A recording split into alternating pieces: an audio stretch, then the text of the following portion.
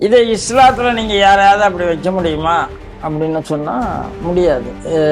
எங்கள் மசூதியில் கொண்டு நாங்கள் விஜய் படத்தை வச்சுட்டு தொழுகை நடத்துகிறோம் சொல்ல முடியாது. சர்ச்சில் நாங்கள் இங்கே உருவக வழிபாடு இருக்குதுன்னு காரணத்தினால உங்கள் உருவத்தை உள்ளுக்குள்ளே கொண்டு நீங்கள் அந்த லிமிட்டேஷன்ஸ் புரிந்து கொள்ளலாம். நடந்திருப்பது பக்கா அயோக்கியத்தனம். ஒரு மத நம்பிக்கையை சீரழித்திருக்கிறார்கள், ஒரு மத நம்பிக்கையை அவமரியாதை செய்திருக்கிறார்கள். அதாவது இவங்களுக்கு விஜய் கடவுள் அப்படின்னு தோணியிருந்தா குஷ்பு கூட கோயில் கட்டினாங்க.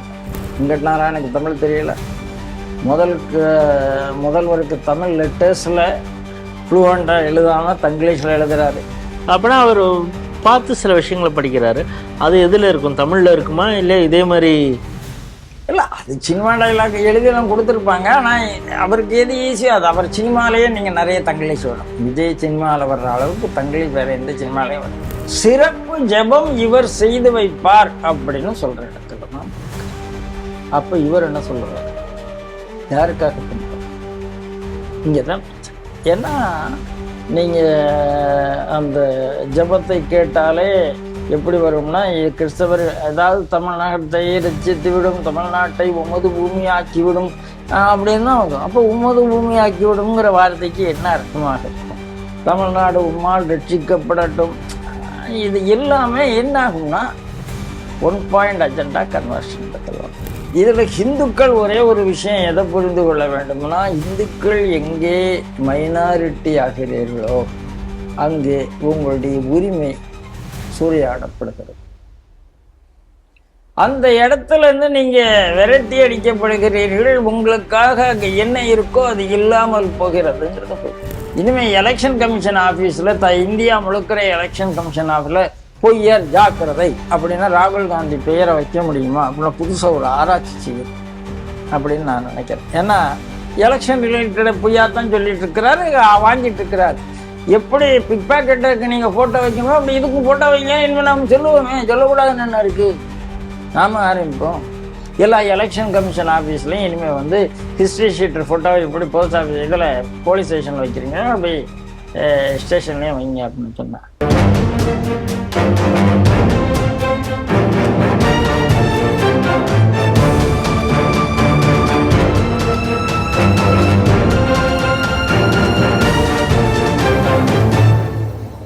ஸ்ரீ டிவி நேயர்களுக்கு வணக்கம். செய்திகள் சிந்தனைகள் நிகழ்ச்சிக்கு உங்களை வரவேற்கிறோம்.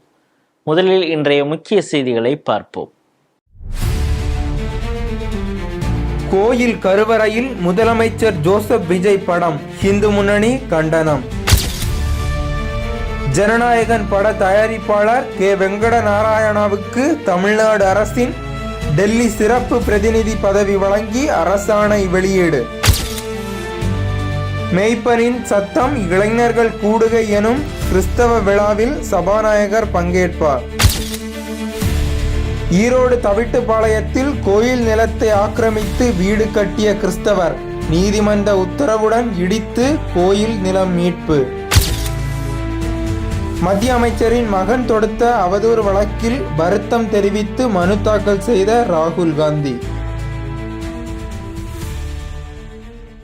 இன்றைய செய்திகள் குறித்து தனது கருத்துக்களை நம்மிடையே பகிர்ந்து கொள்ள நமது அரங்கத்திற்கு மூத்த பத்திரிகையாளர் ஊடகவியலாளர் திரு ராம நம்பி நாராயணன் அவர்கள் நம்மோடு இணைகிறார். அவர் ஸ்ரீ டிவி நேயர்கள் சார்பாக வரவேற்கிறேன். வணக்கம். வணக்கம் ராஜேஷ். முதல் செய்தியாக கடந்த 22ஆம் தேதி ஜூன் 22ஆம் தேதி முதல்வர் விஜய் ஜோசப் விஜயுடைய பிறந்த நாள். அது ஒன்றும் பிரச்சனை இல்லை, அவங்க கட்சியினர் எங்கே பார்த்தாலும் கொண்டாடினாங்க. ஆனால் அந்த கட்சியினர் கொஞ்சம் ஆர்வ கோளாறு, அதீத உணர்ச்சி வசப்பட்டு சில விஷயங்களை பண்ணியிருக்காங்க. இதை எதிர்த்து இந்து முன்னணியுடைய மாநில தலைவர் திரு காடேஸ்வரா சுப்பிரமணியன் அவர்கள் ஒரு கண்டன அறிக்கையை வெளியிட்டிருக்கார். அப்படி என்ன அப்படின்னு பார்த்தீங்கன்னா, பழனியில் இருக்கக்கூடிய தண்டாயுதபாணி கோயில், அங்கே இருக்கக்கூடிய தாவேக்காவுடைய மாவட்ட செயலாளர் கார்த்திக் ராஜா அப்படிங்கிறவர் தங்கத்தேர் இழுத்திருக்கிறாரு. அது எல்லா அரசியல் கட்சி தலைவருடைய பிறந்த நாளையும் பண்ணக்கூடியது தான். ஆனால் இவர் என்ன பண்ணியிருக்காங்க, அந்த தங்கத்தேரில் முருகன் இருக்கிற இடத்துல ஜோசப் விஜயோட ஃபோட்டோவை வச்சு இது பண்ணியிருக்காருங்கிற ஒரு குற்றச்சாட்டு. நாமக்கல் மாவட்டத்தில் பலப்பட்டறை மாரியம்மன் கோயில் இருக்குது. இது HRNC கீழே தான் இருக்குது இந்த கோயில். இப்போ அங்கே வந்து கோயிலில் பூஜை செய்யக்கூடிய அர்ச்சகரை பூசாரியை மிரட்டி கோயில் கருவறைக்குள்ளார சாமி பக்கத்தில் ஜோசப் விஜய் படத்தை வச்சு பூஜை பண்ணி கொடு அப்படின்னு சொல்லி அலப்பறை பண்ணியிருக்காங்க. அப்புறம் கிருஷ்ணகிரி மாவட்டம் அங்கே இருக்கக்கூடிய தாவேக்காவுடைய மாவட்ட செயலாளர் சுரேஷ் அப்படிங்கிறவர் அங்கே இருக்கக்கூடிய விநாயகர் கோயில், அம்மன் கோயில், அங்கேயும் கருவறையில் வந்து ஜோசப் படத்தை வச்சு வழிபட்டிருக்காரு. இது போல தொடர்ச்சியாக பல விஷயங்களை செய்திருக்காங்க. இது இந்துக்கள், குறிப்பாக பக்தர்களை, முருக பக்தர்கள், சாதாரண கோயிலுக்கு போகிற பக்தர்களுடைய மனசை புண்படுத்துறது மாதிரி இருக்கு. இதை நிறுத்தி கொள்ள வேண்டும் அப்படின்னு நீங்கள் தாவேக்காவுடைய தொண்டர்களுக்கும் அங்கே இருக்கக்கூடிய கட்சியில் இருக்கக்கூடிய பொறுப்பாளருக்கும் அறிவுரை சொல்லணும் அப்படின்னு ஒரு கண்டன அறிக்கையாக வெளியிட்டிருக்கிறார் காடேஸ்வரா. இதை எப்படி பார்க்குறேன்? இந்து முன்னணியுடைய கண்டன அறிக்கை மிக மிக மிக நியாயமானது. தாவேக்காவுடைய தொண்டர்கள் அத்துமீறி இருக்கிறார்களா என்றால் ஆம். அவங்க அத்துமீறதுங்கிறது சகஜம். எல்லா இடத்துலையும் தாவேக்கா தொண்டர்கள், அதனாலதான் அவங்களுக்கு வேற பேர் வைக்கிறாங்கன்னு நம்ம அதை சொல்ல போறதில்லை. சமுதாயத்துல எந்த இடத்துல நாம இருக்கணுங்கிறத அவங்களுக்கு யாராவது கற்றுக் கொடுக்கணும்னு நாம நினைக்கிறேன். கரு அறையில் புகைப்படம் எடுக்கக்கூடாது. அதான் சிலர் எடுக்கிறாங்க, அனுமதியோடு எடுக்கிறாங்க. ரொம்ப ரேரா இல்லாம இருக்கக்கூடாதுங்கிறதுனால ஒரு அனுமதியோடு எடுக்கிறாங்க. முதல்ல அந்த கருவறையவே புகைப்படம் எடுக்கக்கூடாதுன்னு இருக்கும்போது கருவறைக்குள்ளே போய் விஜய் படத்தை வைத்து புகைப்படம் எடுப்பதுங்கிறது என்ன நியாயம்? இது முதல்ல. ரெண்டாவது, தலைவர்கள் பிறந்த நாளுக்கு அர்ச்சனை நடக்கலையா? நடக்குது. தேர் இழுக்கலையா? நடக்குது. இவங்களே காவடி தூக்கலையா? தூக்குறாங்க. பால் குடம், காவடி குடம் எல்லாம் சடலே எடுக்கிறாங்க. இல்லையெல்லாம் நம்ம சொல்ல முடியாது. ஆனால் ஹிந்து மதத்துல அர்ச்சனைன்னு ஒன்று இருக்கு. பேர் இருக்கு, ராசி சொல்லு, நட்சத்திரம் சொல்லு அப்படின்னா அர்ச்சனை பண்ணினா தாராளமா நீங்க பண்ணலாம். பிரசாதம் வாங்கி எல்லாரும் கொடுக்கலாம். ஆனால் அவர் புகைப்படத்தை தெய்வத்துக்கு கீழே வச்சுட்டு, அதாவது நான் பார்க்கும்போது அந்த புகைப்படமும் அதுவும் ஈக்குவலா தெரியும். அப்புறம் அவர் தெய்வமா? அந்த கேள்வி இருக்கு. நீங்க ஒரு பொருளை நான் தான் வண்டி வாங்கிட்டு வரேன், சாவியை கொடுக்குறேன், அப்படியே அந்த உற்சவரில் வச்சு கையில் கொடுப்போம். மூலவர்கிட்ட கொண்டு போகவே மாட்டாங்க. மூலவருக்கு நீங்க ரெண்டு விஷயம்தான் கொண்டு போவாங்க. ஒன்று மாலை இருந்தால் கொண்டு போவாங்க, வட்சரம் சாப்பிடுவாங்க. வேறு எதுவுமே மூலவருக்கு போகாது. அது நீங்க அர்ச்சனைங்கிறதே உற்சவரோட முடிஞ்சு போயிடும். எல்லா இடத்துலையும் மோஸ்ட்லி அப்படித்தான். அதனால மூலவர் சந்நிதியில போய் கொடுத்து நீங்க வந்து அதை இப்படி வச்சு படம் எடுக்கிறது, அப்புறம் அந்த தட்டை கொண்டு வரும்போது அந்த தட்டில் இப்படி நிமித்தி வைத்து கொண்டு இந்த இடத்துல படம் இருக்கும் அப்படி கொண்டு வர்றது, இதெல்லாம் வந்து அத்துமீறல் அப்படிங்கிறது தான். நீங்க இந்து சமுதாயத்துல இதெல்லாம் நாம் அனுமதிக்கிறோம் என்பதற்காக அதுக்கு ஒரு லிமிட்டேஷன்ஸ் இருக்கு. நீங்க ஜெயலலிதா ஆட்சியில ஜெயலலிதா அந்த அம்மாவை வந்து மேரி மாதா மாதிரி போட்டு பேனர் வச்சா இந்த சர்ச் நம்ம அமெரிக்கன் இதுல இது பக்கத்துல ஆழ்வார்பேட்டில் அது பெரிய பிரச்சனையாகி அந்த அம்மா மன்னிப்பு கேட்குற அளவுக்கு, அந்த யார் செய்தாங்களோ அவங்க மேல நடவடிக்கை எடுக்கிற அளவுக்கு போச்சு. இதை இஸ்லாத்துல நீங்க யாரையாவது அப்படி வைக்க முடியுமா அப்படின்னு சொன்னா முடியாது. எங்க மசூதியில கொண்டு நாங்க விஜய் படத்தை வச்சுட்டு தொழுகை நடத்துறோம் சொல்ல முடியாது. சர்ச்சில் வந்து நாங்க இங்க வந்து உருவக வழிபாடு இருக்குதுன்னு காரணத்தினால உங்க உருவத்தை உள்ளுக்குள்ள கொண்டு போறாரு. நீங்க அது அந்த லிமிட்டேஷன்ஸ் புரிந்து கொள்ளணும். நடந்திருப்பது வந்து பக்க அயோக்கியத்தனம். ஒரு மத நம்பிக்கையை சீரழித்திருக்கிறார்கள், ஒரு மத நம்பிக்கையை அவமரியாதை செய்திருக்கிறார்கள். அதாவது இவங்களுக்கு விஜய் கடவுள் அப்படின்னு தோணியிருந்தா குஷ்பு கூட கோயில் கட்டினாங்க, ஆந்திராவில் ரோஜாவுக்கு கோயில் கட்டினாங்க, யாராருக்காம ஒரு நடிகைக்கு கோயில் கட்டியிருக்கேன். அந்த மாதிரி விஜய்க்கு கோயில் கட்டிக்கிட்டோம், எனக்கு வேண்டாம்னு சொல்லலை, தாராளமாக கட்டிக்கிட்டோம், யாருனாலும் போகட்டும். எம்ஜிஆருக்கு கோயில் இருக்கு, எம்ஜிஆர் கோயில் இருக்கு சார். இன்னைக்கு தலைவர்களுக்கு இருக்கானே இருக்கு, கோயில் இருக்குங்கன்னு சில இடத்துல வழிபாட்டு தலமாவே இருக்கு. பசும்பொன் முத்துராமலிங்க தேவர் அங்க போய் திருநீர் பூசிட்டு வரேன். அவர் சித்த புருஷராகவே பார்க்க ஆரம்பிச்சிட்டார். அவர் சித்தர் எத்தனையோ சித்தர்களுக்கு இருக்கு. விஜய் சித்தரா இல்லையாங்கிறத நம்ம அப்புறம் பார்க்கலாம். ஆனால் இந்த பைத்தியக்காரத்தனை, அதாவது கோயிலோடு இணைந்து பண்ணக்கூடிய பைத்தியக்காரத்தனத்தை விஜயனுடைய ஆதரவாளர்கள் நிறுத்த வேண்டும். இது கட்சி தலைமை இவர்களை கண்டிக்க வேண்டும். இல்லை என்றால் இவங்க என்ன சொல்லுவாங்க, நாளைக்கு எங்களை ஏன் தற்கொலைன்னு சொல்லிட்டான்னு சண்டை போடக்கூடாது. அப்படி பண்ணால் அந்த பேர் தான் வரும். இதை விஜயும் கட்சி தலைமையும் புரிந்து கொள்ள வேண்டும். இப்போ இந்த தாவேக ஆட்சியில் சில அப்பாயின்மெண்ட்ஸ் வந்து ஒரு சர்ச்சையாக ஆகிட்டு இருக்கு அப்படிங்கிறத பார்க்குறோம். ஒரு ஜோசியரை வந்து ஓஎஸ்டியாக அறிவிச்சாங்க அப்படின்னு சொன்ன உடனே அவருடைய பர்சனல் அப்பாயின்மெண்ட்டு தான் அது, அவருடைய உரிமைக்கு கீழே வரதான். அப்படி இருந்தால் கூட எதிர்க்கட்சிகள் பல அமைப்புகள் வந்து எதிர்ப்பு தெரிவிச்சோன்னே கூட அதை வாபஸ் வாங்கினாங்க.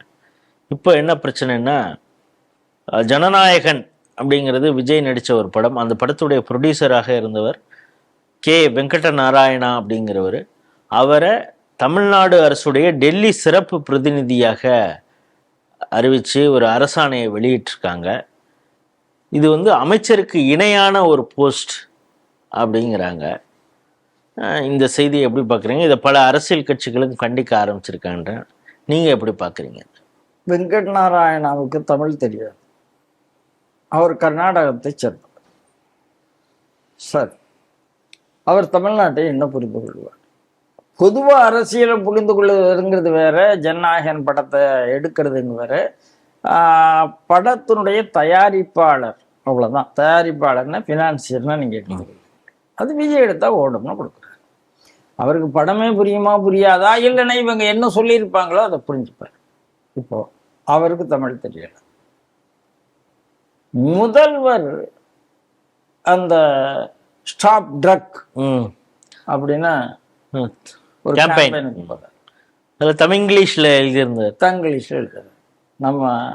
நம்ம விஎஸ்ஆர்சியில் நிறைய டியூஷன் எடுக்கிறோம். டியூஷன் சென்டரில் இருக்கிற 8ஆம் கிளாஸ் 9ஆம் கிளாஸ் குழந்தைங்க நிறைய தமிழ் வார்த்தைக்கு இங்கிலீஷ் லெட்டரில் எழுதுறாங்க. மச்சான் வா அப்படின்னா எம்ஏஏ சிஹெச்இஏஎன் மச்சான் வா டபிள்யூஏஏ அப்படிலாம் போடுறாங்க. கேட்டால் எங்களுக்கு தமிழ் எழுத்து தெரியலைங்கிறாங்க. 8th படிக்கிறாங்க, 9th படிக்கிறாங்க. நம்ம விஎஸ்ஆர்சி டியூஷன்லேயே நம்ம பார்க்குறோம். அந்த மாதிரி ஒரு தமிழை முதல்வர் பிரயோகம் பண்ணியிருக்கு. வெங்கட் நாராயணுக்கு தமிழ் தெரியல. முதல்வருக்கு தமிழ் லெட்டர்ஸில் ஃப்ளூவெண்டாக எழுதாமல் தங்கிலீஷில் எழுதுறாரு.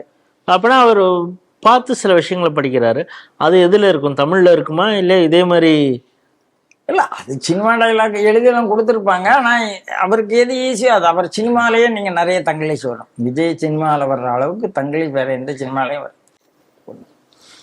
2வது 3வது ஒரு நிதியமைச்சர் இருக்கிறார். அவர் பட்ஜெட், அதாவது இந்த ஒயிட் பேப்பர் கொடுத்த அன்னைக்கு அவர் வாசிச்சதை நீங்கள் பார்த்து, மரிய வில்சன் பாவம் நீதிச்சுமைன்ட்டாரு. இந்த அரசாங்கத்தில் அது இருக்கோ அப்படிங்கிறது நமக்கு வீணான சந்தேகம், நியாயமான சந்தேகம், வீணான சந்தேகம் நியாயமா. இப்படி ஒரு தொடர்பு இல்லாத ஒரு நிலையை இவர்கள் ஏன் உருவாக்குறார்கள்? கட்சி பேர் தமிழக வெற்றிக்கழகம். அதனால இது கொஞ்சம் இந்த பைத்தியக்காரத்தை அரசாங்கம் நடத்தும். ஆனால் ஒரு பக்கம் தமிழ் தாய்க்கு நீங்க வந்து அதெல்லாம் இது பண்ணிட்டீங்க, வந்தே மாதரத்துக்கு முன்னுரிமை கொடுக்குறீங்கன்னா வாழ்த்திடலாம், அதெல்லாம் வாழ்த்திடலாம். ஆனால் அதே நேரத்தில் இப்போ வெங்கட் நாராயணா டெல்லியினுடைய சிறப்பு பிரதிநிதி, தமிழ்நாட்டினுடைய இன்ட்ரெஸ்ட்டை சொல்லத்துக்கு அவர் அங்கே இருக்கிறார். சரி, காவேரி பிரச்சனையில் அவர் என்ன பேசுவார்? தமிழ்நாட்டுக்கு பேசுவாரா, கர்நாடகாவுக்கு பேசுவார்? மேகதாது பிரச்சனை வருது, கர்நாடக பேச போகிறால. ரஜினிகாந்தியே உருட்டி எடுத்து விட்டாங்க இந்த காவேரியிலலாம். இப்போ நீங்கள் தமிழ்நாட்டினுடைய சிறப்பு பிரதிநிதின்னு இன்னொரு மாநிலத்துக்காரரை போட வேண்டியதன் அவசியம் என்ன? இதுதான் கேள்வி. அதனால இதை அவாய்ட் பண்ணிருக்கு. அதை விட மேலாக தமிழ்நாட்டை பற்றி அவருக்கு ஒன்றுமே தெரியாது. தமிழ்நாட்டினுடைய டொப்போகிராஃபி தெரியாது, தமிழ்நாட்டினுடைய பாலிட்டிக்ஸ் தெரியாது, தமிழ்நாட்டினுடைய ஹூன்னு தெரியாது, தமிழ்நாட்டினுடைய இண்டஸ்ட்ரியல் இது என்னங்கிறது தெரியாது, அது தமிழ்நாட்டினுடைய எந்த அமைப்பை பற்றியும் தெரியாது, தொழில் பற்றி தெரியாது, விவசாயம் பற்றி தெரியாது, இவங்களை நீங்க போட்டு நீங்க ஒரு பேப்பர் கொடுத்து அப்ப அவரை போஸ்ட்மேனா நீங்க வைக்க போறீங்களா? தமிழ்நாட்டினுடைய டெல்லி பிரதிநிதிங்கிறது இங்க சீஃப் மினிஸ்டர் என்ன நினைக்கிறாரோ அதை சொல்ற அளவுக்கு ஒரு சீஃப் செக்ரட்டரியினுடைய அளவுக்கு இருக்கணும். அங்க இருக்கிற செக்ரட்டரிஸை இன்ஃப்ளூயன்ஸ் பண்ற அளவுக்கு இருக்கணும். அப்படித்தான் பழைய காலங்கள்ல அதிமுக காலங்கள்ல டெல்லி பிரதிநிதிங்கிறது ஒரு பெரிய பெரிய மகுடம். அதை போய் ஒரு கட்சிக்கு சம்பந்தம் இல்லாத ஒரு ப்ரொடியூசர், இப்போ ஜனநாயகன் படம் வெளியில வரல, அவருக்கு 200-300 கோடி நஷ்டம், அதுக்கு ஏதாவது பண்ணணும், எல்லாமே புரியுது. அப்ப இந்த மாதிரி பொறுப்பு கொடுத்தா அப்ப இதை வச்சு அவர் சம்பாதிக்க போறாருன்னு கேள்வி வருதா இல்லையா? ஓஹோ, அந்த நஷ்டத்தை ஈடு செய்வதற்காக பொறுப்புல இருந்து எப்படி ஈடு செய்வாரு? சம்பாதிச்சாதானே ஈடு செய்வாரு. அதனால இந்த மாதிரி தேவையில்லாத விஷயங்கள்ல சர்ச்சையில மாட்டிக்கிறாங்க. ஏற்கனவே அந்த ஜோசியர், அதுல எனக்கு ஒன்றும் தப்பு கிடையாது. அவருடைய பர்சனல் இதுக்கு போறதுக்கே அவ்வளவு வந்துதான் அவர் எடுத்துக்க வேண்டாம். இப்ப அந்த ஜெகதீஷனை போட்டுக்கதான் நான் கேள்விப்படுகிறேன். அது இப்ப லேட்டா வெளியில பிரைவேட் செக்ரட்டரியா போட்டிருக்கிறார் பர்சனல். அதனால இது நல்ல நடைமுறை இல்லை. அதற்காகத்தான் எல்லாரும் கண்டித்திருக்கிறார்கள், எல்லா கட்சிக்காரர்களும் கண்டித்திருக்கிறார்கள். விஜய் இது கொஞ்சம் அரசியல் ரீதியாக பார்க்கணும். இது குடும்பம் இல்லை, இது அரசியல், உங்களுடைய சொந்த தொழில் இல்லை என்பதை முதல்வர் விஜய் புரிந்து கொள்ள வேண்டும். மேய்ப்பனின் சத்தம், இளைஞர் கூடுகை, ஆசீர்வாத நம்பிக்கை, இதெல்லாம் என்ன அப்படின்னு பார்த்தீங்கன்னா, இதெல்லாம் ஒரு கிறிஸ்தவ பிரசங்கம் நடக்கக்கூடிய ஒரு விழா. சரி, அது அங்கங்கே எப்போவுமே நடந்துகிட்டு இருக்குமே. இந்த ஜார்ஜ் ஸ்கூலில் நடக்கும், பச்சை பாஸ் அதுக்கு எய்த்தாப்பில் இருக்கக்கூடிய அந்த கிறிஸ்தவ பள்ளியில் நடக்கும், மற்ற இடங்கள்லாம் பெரிய கிரவுண்டுலலாம் ஆசீர்வாத கூட்டம்லாம் நடக்குது. அது மாதிரி தானே இது நடக்க போகுது. இதில் என்ன சிறப்பு அப்படின்னு கேட்டோன்னா, சிறப்பே அதில் சிறப்பு ஜெபம் செய்கிறவர் தான் அப்படிங்கிற பார்க்குறோம். யார் அப்படின்னு பார்த்தீங்கன்னா, தமிழகத்துடைய சபாநாயகராக இருக்கக்கூடிய ஜேசிடி பிரபாகர் நாளைக்கு ஜூன் 28 மாலை சேத்துப்பட்டில் இருக்கக்கூடிய உடற்பயிற்சி மையம் அப்பாசாமி தெருவில் இருக்குது. அங்கே இந்த நிகழ்ச்சியில் அவர் சிறப்பு ஜெபம் செய்ய போகிறார். நீங்கள் இதை எப்படி பார்க்குறீங்க? அதாவது ஏற்கனவே அரசாங்கத்தில் ஒரு அதிகாரி உமாசங்கர்னு தமிழ்நாட்டில் இருந்தாங்க. அவர் போற இடத்தெல்லாம் இந்த அலேலியா பிரச்சாரம் போய் ஒரு பிரச்சனையாச்சு. டெல்லியிலையும் போற இடத்துல அதை எலெக்ஷன் டியூட்டியில போய் அவர் அதை பண்ணி அவரை குஜராத்ல பண்ணார்னு நினைக்கிறேன். திருப்பி உயிர் தழுகிற வேலையெல்லாம் கூட அவர் செய்வேன்னு சொல்லுவார். ஜேசிடி பிரபாகருக்கு நம்பிக்கை இருக்கிறது என்பதில் எனக்கு அவர் தன்னுடைய நம்பிக்கையை வெளிப்படுத்துவதில் ஆட்சேபனே இல்லை. அதை நான் ஒரு நல்ல விஷயமாக பார்க்குறேன். அது தப்பு இல்லை. இந்த அரசாங்கம் கூட நாங்கள் ஈவேரா அவனுடைய கொள்கையில கடவுள் மறுப்பை ஏற்றுக்கொள்ளவில்லை அப்படின்னு சொல்லியிருக்காங்க. விஜய் திருச்செந்தூர் போனார், கொள்ளூர் மூகாம்பிகை போனார், எல்லா இடத்துக்கும் போனார். ஒரு நெத்தியில எப்போதுமே ஒரு யாக குங்குமத்தை வைத்துக் கொள்கிறார், அப்படிலாம் இருக்கு. ஆனால் பிரதமர் போகிறார், இல்லைன்னு சொல்ல முடியாது. எத்தனையோ அமைச்சர்கள் திருப்பதி போகிறாங்க. நான் நாத்திகன்னு சொல்ற ஆளு திருப்பதிக்கு 40 லட்சம் ரூபா டொனேஷன் கொடுத்துட்டா இங்கே வந்துடுது. அதையும் நம்ம பார்க்கறோம். ஆனால் எங்க தப்பு கண்டுபிடிக்கிற எங்க தப்பு கிளாரிங்கா தெரியுது என்றால், சிறப்பு ஜெபம் இவர் செய்து வைப்பார் அப்படின்னு சொல்ற இடத்துல தான் பார்க்கிறேன். அப்ப இவர் என்ன சொல்லுவார்? யாருக்காக பண்ணுவார்? இங்கதான் பிரச்சனை. ஏன்னா நீங்க அந்த ஜபத்தை கேட்டாலே எப்படி வரும்னா, கிறிஸ்தவர் ஏதாவது தமிழ்நாட்டை ரட்சித்து விடும், தமிழ்நாட்டை உமது பூமி ஆக்கிவிடும் அப்படின்னு தான் வரும். அப்போ உமது பூமி ஆக்கிவிடுங்கிற வார்த்தைக்கு என்ன அர்த்தமாக இருக்கும்? தமிழ்நாடு உம்மால் ரட்சிக்கப்படட்டும். இது எல்லாமே என்ன ஆகும்னா, 1 பாயிண்ட் அஜெண்டா கன்வர்ஷன் இடத்துல ஒரு சபாநாயகர் ஏற்கனவே இந்த அப்பாவும் இதே வேலையை பண்ணிட்டு இருந்தார். அப்புறம் கொஞ்சம் வித்தியாசமா பண்ணிட்டு இருந்தார். அவருடைய நம்பிக்கையை அவர் தாராளமாக வைத்துக் கொள்ளலாம். அவர் வாரம் ஞாயிற்றுக்கிழமை சர்ச்சுக்கு போகலாம். போற சர்ச்சுக்கு வாசல்ல இருந்து பைபிளை விநியோகம் செய்யவும் செய்யலாம். கிறிஸ்தவர்களுக்கு. ஆமா ஆமா, அதான் சர்ச்சில்னு சொல்லிட்டாங்க. சர்ச்சில் யார் வரப்போறா? ஆனால் சுவிசேஷ கூட்டங்கள்ல சிறப்பு ஜெபம் செய்து வைப்பவராக போகக்கூடாது. இப்ப நான் ராமாயண சொற்பொழிவு ஜோசப் விஜய் அப்படின்னு போட்டா என்ன? இலக்கிய கூட்டத்தில் நீங்க பேசு. கம்பராமாயண கூட்டத்தில் ஜோசப் விஜய் பேசினா எனக்கு ஒன்றும் ஆட்சேபனை இல்லை. கம்பராமாயண கூட்டத்தில் வைரமுத்து கூட போய் ஏதோ விளையாடிட்டு வந்தார், அதெல்லாம் இல்லை. ஆன்மீக கூட்டங்கள், இது கிறிஸ்தவ ஜெப கூட்டம் ஆன்மீகமாக அடுத்த கேள்வி, அதுக்குள்ள நான் போக விரும்பல. ஆனால் இந்த மாதிரி கூட்டங்கள்ல அரசு பிரதிநிதிகள் போவது தவிர்க்கப்பட வேண்டும். ஜேசிடி பிரபாகர் கொஞ்சம் அவருடைய எல்லையை மீறுகிறார் அப்படின்னு தான் நான் பார்க்குறேன். ஏற்கனவே இந்த சுவாதீன சர்ச்சினுடைய இதில் பீட்டர் அல்ஃபோன்ஸ் பேசின பேச்சை நீங்கள் கேட்டிருப்பீங்க. வன்னியரசையும் ஜிசிடியும் பேசி இவர்களை வைத்துக்கொண்டு நாம் நம்ம வேலையெல்லாம் பல விஷயங்களை சாதித்துக் கொள்ள வேண்டும். நான் எதையுமே தப்பா சொல்லலை. நீங்க ஓட்டு போட்டிருக்கீங்க, ஜெயிச்சிருக்கிறாரு உங்க ஆளை, நீங்க செய்யணும். ஆனால் அதை எந்த மாதிரி நீங்க மக்கள்கிட்ட ப்ரெசன்ட் பண்றீங்கன்னு பார்த்தா திகட்டுற மாதிரி, வெறுப்பு வர்ற மாதிரி, மாற்று மதத்தை இழிவு செய்யற மாதிரி, இந்த மாதிரி மாறிவிடக்கூடாது என்பதை எச்சரிக்கிறேன். இப்ப மெய்ப்பனின் சத்தம் இங்க வேறு விதமாக கேட்டிருக்குங்கிறது அடுத்த செய்தியாக இருக்கு. எங்க அப்படின்னு பார்த்தீங்கன்னா, ஈரோடு மாவட்டம் அந்தியூர் ஒன்றியம் தவிட்டுப்பாளையம் அப்படின்னு ஒரு கிராமம். இங்கே பார்த்தீங்கன்னா 90% கிறிஸ்தவர்கள் இருக்கிறாங்க அப்படிங்கிறாங்க. ஆல்மோஸ்ட் ஒரு ரொம்ப நியர்லி இந்துக்கள் இருக்காங்க. ஒரு மைக்ரோஸ்கோபிக் மைனாரிட்டி அளவுக்கு ஆக்கப்பட்டிருக்கிறாங்களா ஆயிட்டாங்களான்னு தெரியல. அங்கே மாகாளியம்மன் கருப்புசாமி கோவில், இந்த கோயிலுக்கு பாத்தியப்பட்ட நிலம் இருக்கிறது. இந்துக்கள் இனிமேல் இங்கே இப்போ எவனோ வரமாட்டான்னு நினச்சிட்டு அங்கே இருக்கிற கிறிஸ்தவர் என்ன பண்ணார், கோயில் நிலத்திலேயே ஆட்டையை போட்டு வீடு கட்டிட்டார்.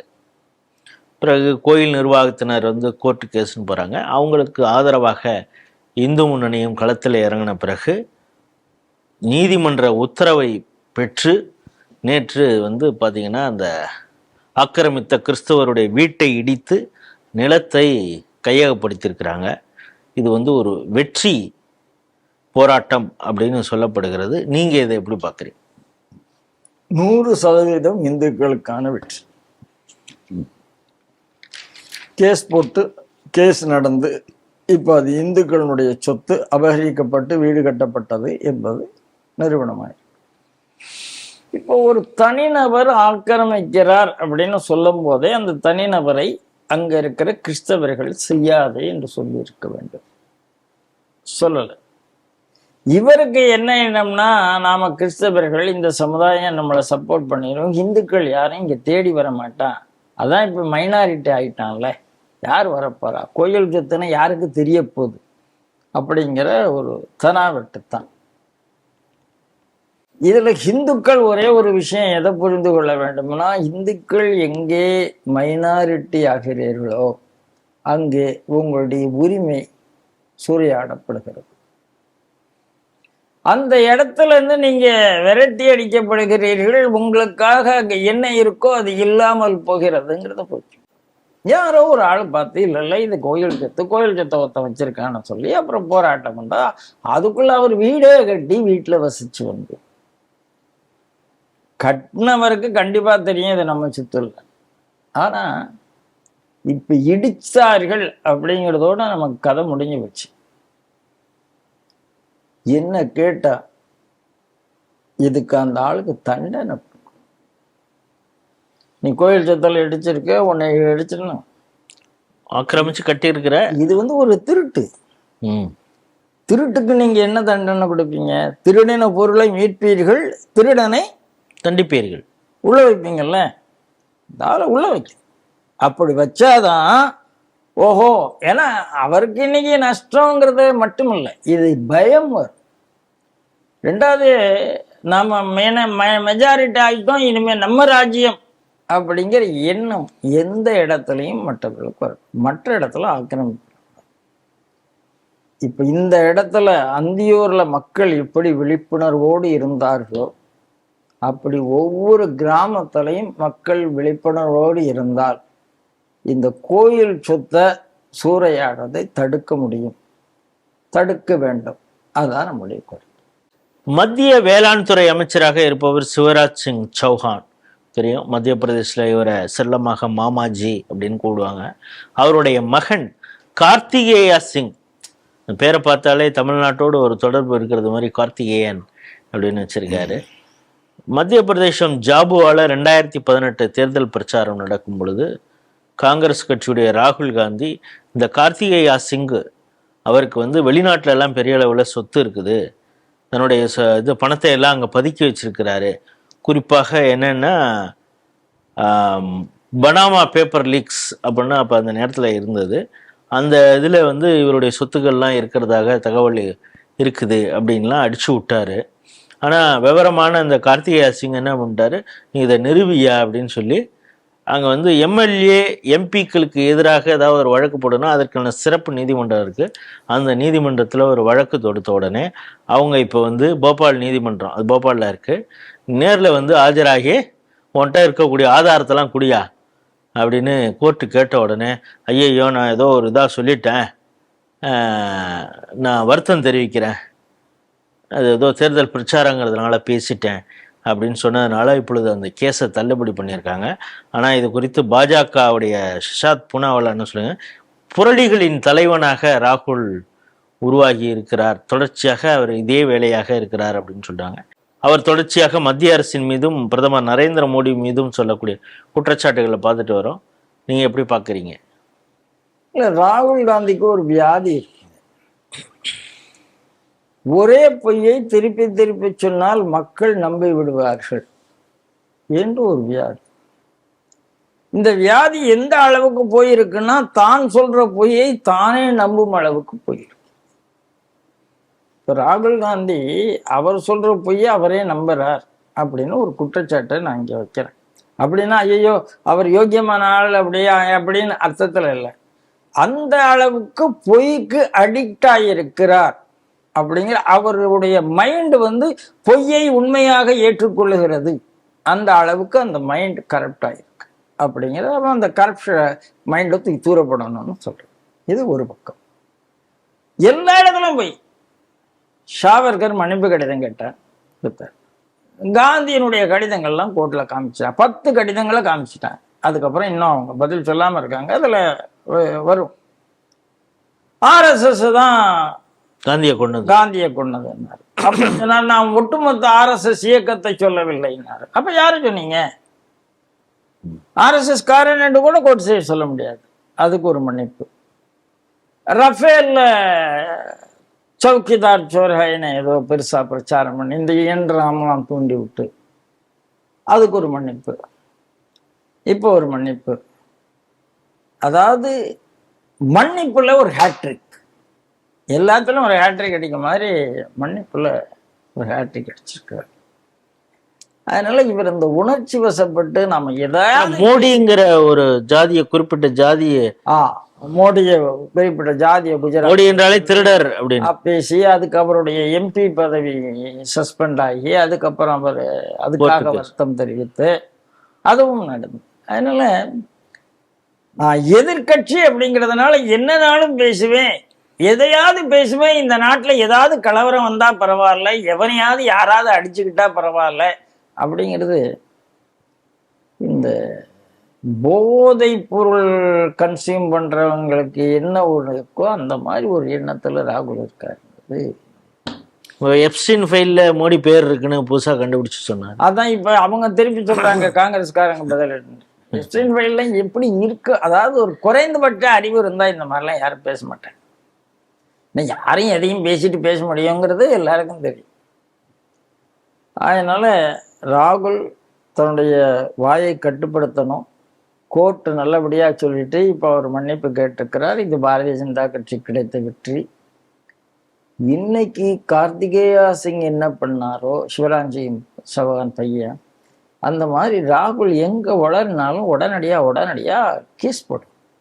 அப்பதான் அவருடைய இதை திருத்தணும். அது மட்டும் இல்லை, சோசியல் சைட்ஸ்ல காங்கிரஸுடைய எக்கச்சக்கமா வருது. அதெல்லாம் ஒரு கண்ட்ரோல் பண்ணி ஏதாவது பண்ணதுக்கான ஏற்பாடு பண்ணணும். மற்றபடி பாரதிய ஜனதா கட்சிக்கு இது வெற்றி. ராகுலுக்கு இது தோல்வி என்று சொல்லவிட காங்கிரஸ் கட்சி இதில் இனிமேல் எச்சரிக்கையாக இருக்கணும். ஆனால் மீண்டும் மீண்டும் தொடர்ந்து ஒரு ஆள் பொய் சொல்லி அது மன்னிப்பு கேட்கும்போது எப்படி ஒரு ஹிஸ்ட்ரி ஷீட்டர் என்று சிலருக்கு பேர் வைக்கிறாங்க. பேர் வச்சு அவங்கள புகைப்படத்திலெல்லாம் வச்சிருவாங்க, ஜாக்கிரதை அப்படின்னு. இனிமேல் எலெக்ஷன் கமிஷன் ஆஃபீஸில் இந்தியா முழுக்கிற எலெக்ஷன் கமிஷன் ஆஃபீஸில் பொய்யர் ஜாக்கிரதை அப்படின்னா ராகுல் காந்தி பெயரை வைக்க முடியுமா அப்படின்னா புதுசாக ஒரு ஆராய்ச்சி செய்யணும் அப்படின்னு நான் நினைக்கிறேன். ஏன்னா எலெக்ஷன் ரிலேட்டட் பொய்யாத்தான் சொல்லிட்டு இருக்கிறாரு, வாங்கிட்டு இருக்கிறார். எப்படி பிக் பேக்கெட்டுக்கு நீங்கள் ஃபோட்டோ வைக்கணுமோ அப்படி இதுக்கும் ஃபோட்டோ வைங்க. இனிமேல் நம்ம சொல்லுவோமே, சொல்லக்கூடாதுன்னு என்ன இருக்குது? நாம ஆரம்பிப்போம். எல்லா எலெக்ஷன் கமிஷன் ஆஃபீஸ்லையும் இனிமேல் ஹிஸ்ட்ரி ஷீட்டர் ஃபோட்டோ இப்படி போஸ்ட் ஆஃபீஸ் இதில் போலீஸ் ஸ்டேஷனில் வைக்கிறீங்க, அப்படி ஸ்டேஷன்லேயும் வைங்க அப்படின்னு சொன்னார். இந்த மாதிரி செய்தால்தான் இவர்களுக்கு அவமானம் அப்படின்னா என்னன்னு தெரியும். இல்லை மான அவமானம் இல்லாமல் பொய் பேசுகிறவர்கள், மனச்சாட்சி இல்லாமல் பொய் பேசுகிறவர்கள் சமூகம் எச்சரிக்கையாக இருக்க வேண்டும். எப்படி டீல் பண்ணணுங்கிறத சமூகம் தான் முடிவு பண்ணணும். அதுதான் என்னுடைய கருத்து. இன்றைய 5 செய்திகள் குறித்து மிக சுவாரஸ்யமாக ஸ்ரீ டிவி நேயர்களோடு உங்களுடைய கருத்துக்களை பகிர்ந்து கொண்டீங்க. மீண்டும் வரும் திங்கள் என்று சந்திப்போம். அதுவரை உங்களிடம் விடைபெறுகிறோம். நன்றி, வணக்கம். ஜெய்ஹிந்த், ஜெய் ஸ்ரீராம், வந்தே மாதரம். வந்தே மாதரம்.